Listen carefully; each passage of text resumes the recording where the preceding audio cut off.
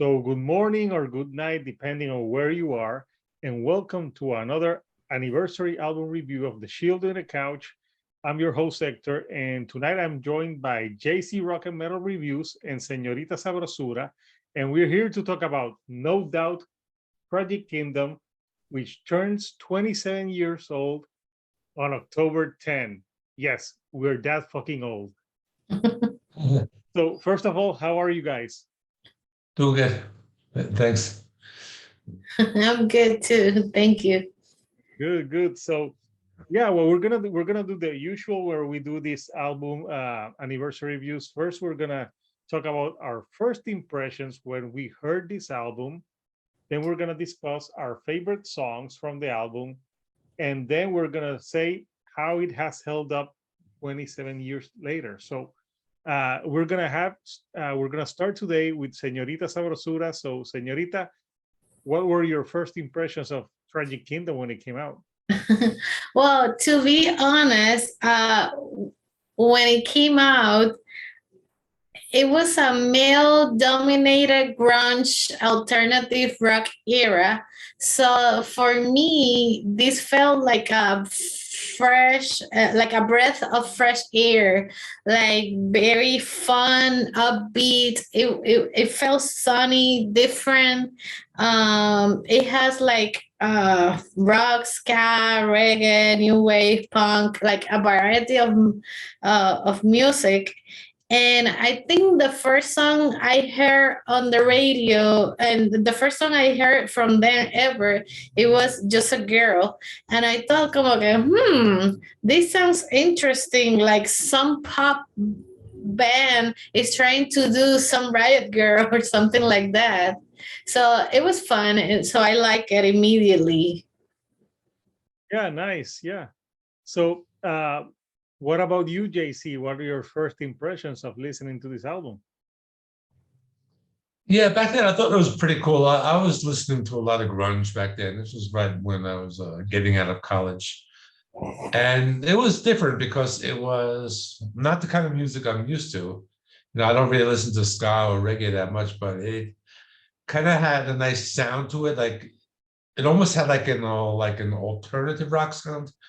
The songs have lots of energy. So I thought it was like pretty good. It was different. I enjoyed like the singles. I think those were the ones that I've listened to mostly. And it was an album that I didn't really go back to for a long time until you asked me to do this video, and I listened to it again yesterday. I listened to it twice, and I thought it was pretty good. Just mostly like I would say, we'll talk about this in the next part, but mostly the singles were the ones I recognized, but there were like a few songs like in the middle of the album, which I thought were pretty good. But I think in general, it's a pretty decent album. Like most of the songs are very good. There's like a lot of stuff on here. I don't think there's like a lot of like filler. It's a pretty solid album as far as the songs go. So yeah, it was different for me, but I thought it was pretty good. Yeah. Yeah. Leave it to me and Señorita Sabrosura to get you to listen to girly stuff. No, But actually, yeah, I so thought I thought I had this on CD, but I actually don't. I have the other one that was popular called Rocksteady. I have that one on CD, but I kind of got mixed yeah, up. Yeah, that one's where the declining start to happen a lot. But yeah, yeah. remember when this came out I know it came out in 1995, but I think it really became popular in 1996. So in 1996, when this came out, when this was getting more popular, I was in the 12th grade. And I remember I listened to Just a Girl, like Mari did. I think I saw the music video on MTV. And I thought, first of all, I thought Gwen was hot. And she had attitude, she had like an attitude, but she seemed approachable, but with attitude. She wasn't Courtney Love. Courtney Love, you didn't want to get close to her because probably an STD or something, but that's another topic. But when you saw her, she looked cool, and also, it was different at the time. It was more like grunge dominated, like more male bands. I remember I got into this band also when Garbage had their first album as well. So I really look up to both of them in that respect because I thought they were all cool. And I remember being in high school and I bought the CD before it got like really popular.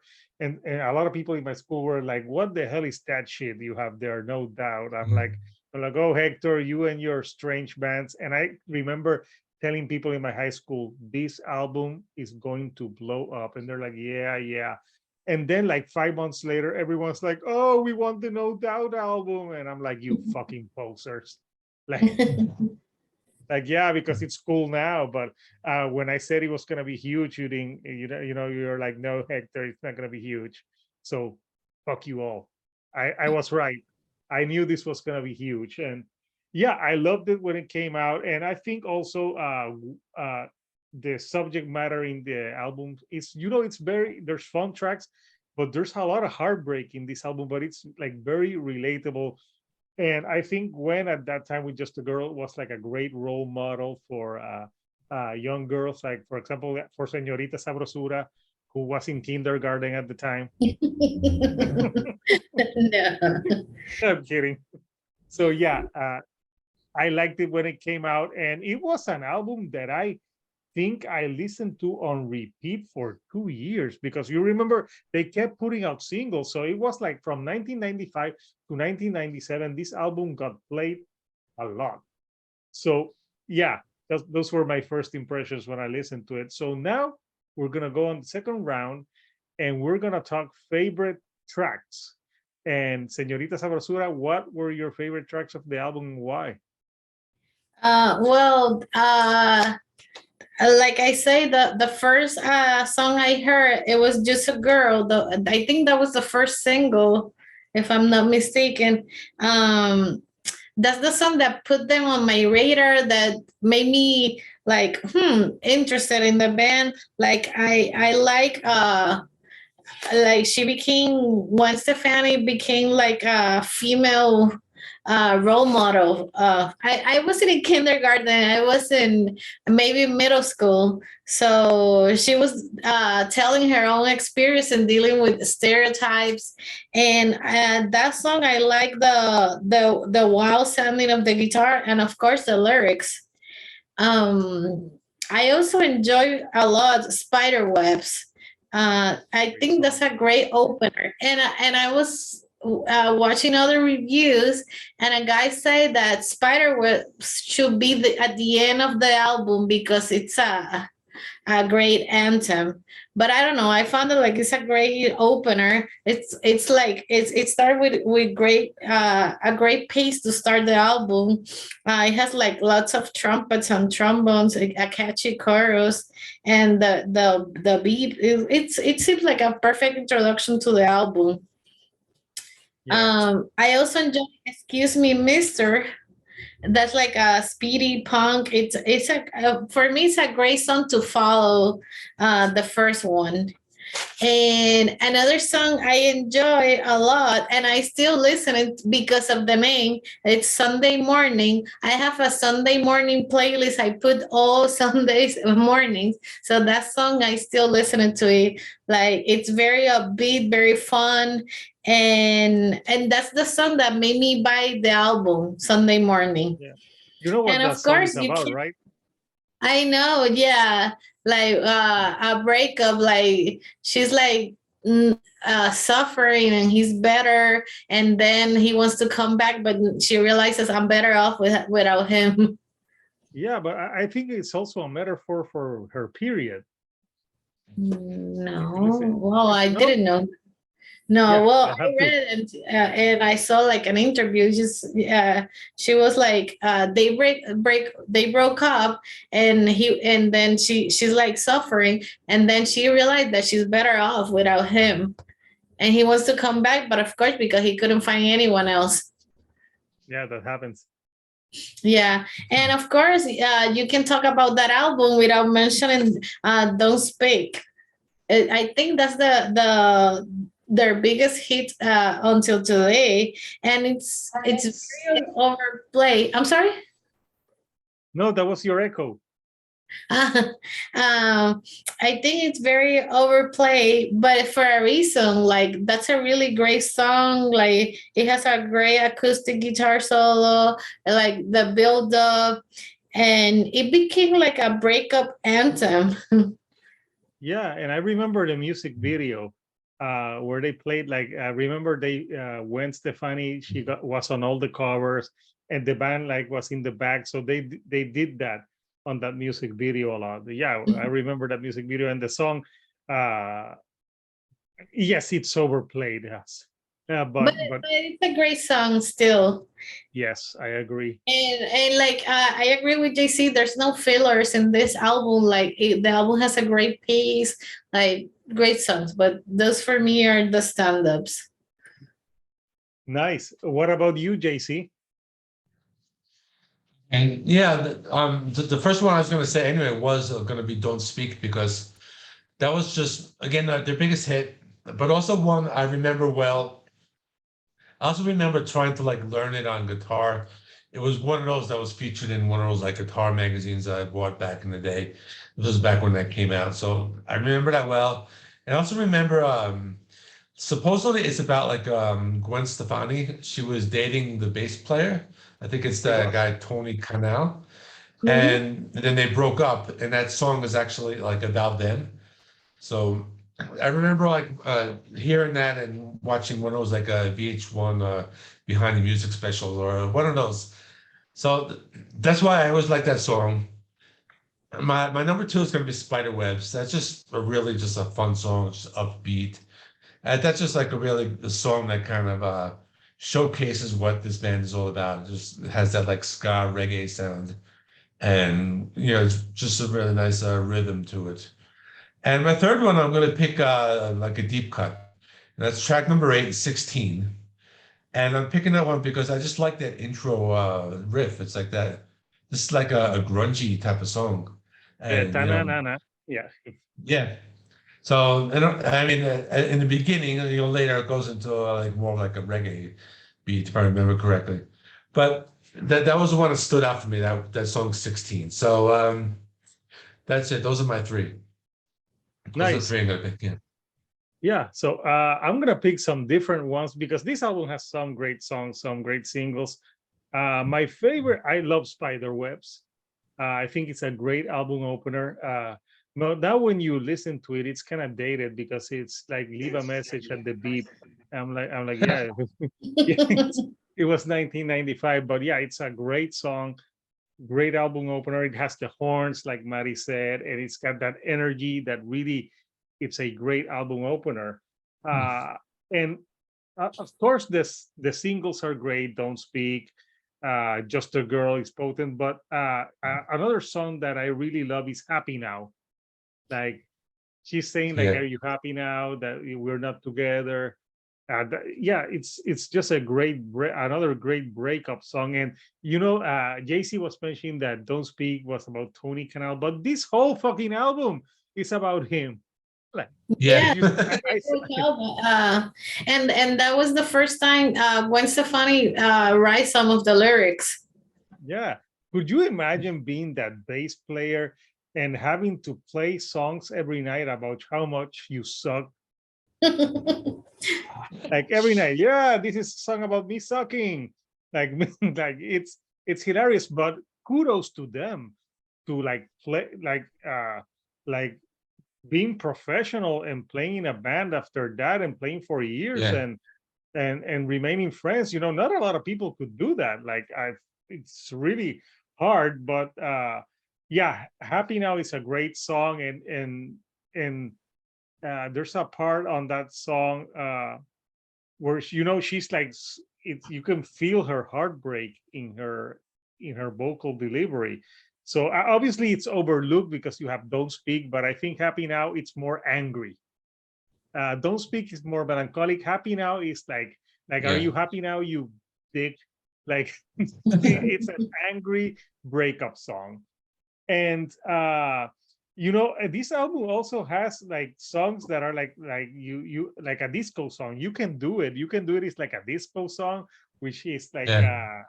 weird uh Ended on This is another breakup song that's cool. But Mhm. the album everyone says Spiderwebs is a great album opener, but Tragic Kingdom, the last song, is a great Yeah. album closer, and it's like a harder song, like a more dark and sinister. So I thought it's a deep cut that maybe a lot of people don't mention, but it's great. So those are my favorite tracks out of an album that basically has no weak tracks, like we all said. So now we're gonna go back and we're gonna talk about how the album has hold up 27 years later. So Mari, Señorita, what do you think? Well, looking back at and listening to the album again, it's not hard to appreciate what make this album so massive and why it has so many records. I think the album has held up. Maybe some songs better than the others, but I think it holds up. Yeah. What about you, JC? Yeah, definitely. This is a band that like they don't like sound like anyone else. They're a very original band. And it was good to kind of go back and listen to them because it was something different. And like I said, you asked me to pick the three songs, and I picked the ones I kind of picked some of the singles, but like you said, there are a lot of great songs. I think if I had picked more songs, I probably would have went with Happy Now and Tragic Kingdom as my next ones because they're just like great ones. I think it does hold up very well. Maybe for me, that one like you can do it. It's like a disco song. That one I didn't really connect with that much, but the rest of the album, I thought it's a very solid album. It was very good, and it does hold up because they were like a very original band.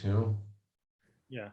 Like they didn't really like fit into any specific category. They kind of like were different like different genres mixed up. No, yeah, I agree, That's it. Yeah. and yeah, you can do it is the weakest track on the album. So I'm looking at the lyrics for Happy Now because I'm trying to remember the lyric. Yeah. So the lyric is where she says, "No more leaning on your shoulder. I won't be there. No more bother. If you feel you just might want me, that's too bad. I'm not that easy." And that's the part where she screamed that she's not that easy.